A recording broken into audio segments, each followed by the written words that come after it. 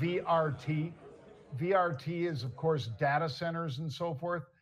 You and I have talked about how great the demand is in those data centers, in particular for the ones that have liquid cooled or whatever it will take to make them more efficient, because obviously you create a lot of heat in those data centers and hence the liquid cooling. But Vertiv, man, they beat street estimates, but their guidance, that's where the rubber meets the road, Pete, and that was not good.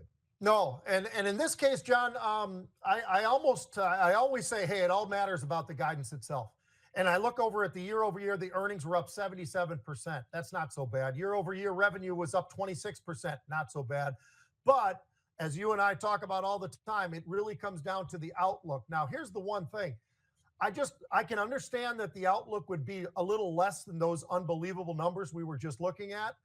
But I'll tell you, I actually think given the opportunity with this sell-off that we are seeing, it might not be the worst idea in the world to maybe take a nibble or two. And I think if that's the case, this is a stock that I think could start making one of those kind of moves back up towards those highs again, John. Maybe not the 52-week highs themselves, but off of the lows of today, because the stock was getting hit pretty good today, down about 8% or maybe even a little bit more than that. I actually think that might be an opportunity. I think the demand for this is going to be so high that names like Vertiv are going to have a very, very nice run in 2025. I don't disagree. In fact, Pete, I've got a guest staying with us down here in Puerto Rico, and he and I were looking at this, and he says, so what do you think? And I said, at 110 to 112, right in that band, it looks like it's bounced a couple times. Yeah. So I said, I don't think we get down to, what's my other target here, Pete? My other target is basically like 104. I don't think we get there on this one. I don't think these earnings were that bad. So, here it is at mid-session down around 113 and a half, down from a high of whatever, 157 or something like that, Pete.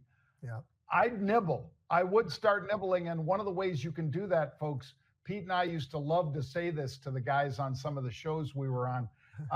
They would say, well, I like it, but I like it, $5 lower.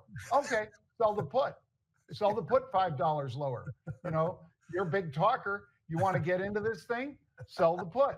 Well, I don't know. I don't understand options. Well, that means you're not really an investor. You don't really have very many tools in your tool belt, do you? If all you can do is say, well, I like it, but I'd buy it $5 lower. Can you wave a magic wand and make that happen? No, but you can sell a put option. I'm not encouraging you guys to do that if you don't understand options. But if you sell a put, that obligates you to buy at a certain level. Who's one of the biggest put sellers we know, Pete? Warren Buffett. We just talked about him. Michael Dell. All of these guys, including a lot of big companies, sell puts. Why?